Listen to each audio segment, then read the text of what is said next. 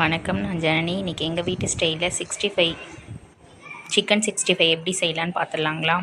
First வந்துட்டு chicken 65க்கு வந்துட்டு எலும்பில்லாத சிக்கனாக எடுத்து வச்சுருக்கேன்.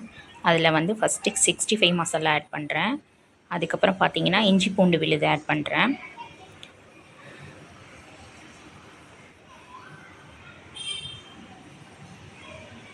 இது ரெண்டையும் வந்துட்டு நல்லா கலந்து எடுத்துக்கலாம்.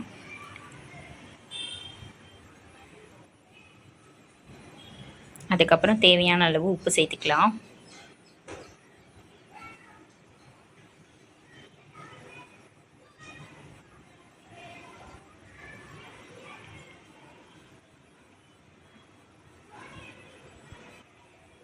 அதுக்கப்புறம் கார்ன்ஃப்ளவர் மாவு சேர்த்துக்கலாம்.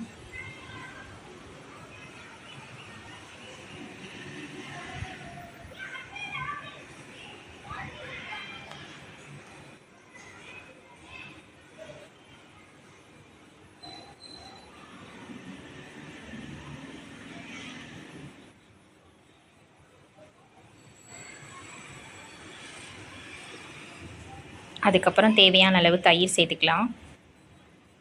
தயிர் சேர்க்குறனால வந்துட்டு சிக்கன் 65 வந்து சாஃப்டாக இருக்கும். இது எல்லாத்தையுமே ஒரு 2லேருந்து 3 மணி நேரம் ஊற வைக்கணும். அப்போ தான் வந்துட்டு பொரிச்சு எடுக்கும் போது நல்லா கிறிஸ்பியாக இருக்கும். அதுக்கப்புறம் வந்து லெமன் சேர்த்துக்கலாம். லெமன் சாறு,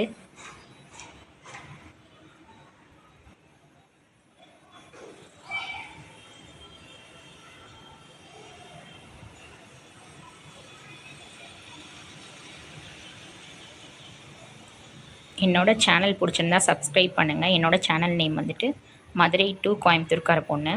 லாஸ்ட்டாக வந்து ஃப்ளேவருக்காக நம்ம கருவேப்பிலை சேர்க்குறோம். இது உங்களோட விருப்பம்தான்.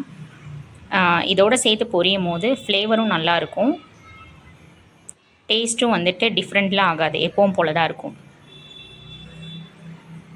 இந்த 65யோட இந்த கருவேப்பிலையும் நல்லா முருகி வெந்து வரும்போது டேஸ்ட் நல்லாயிருக்கும்.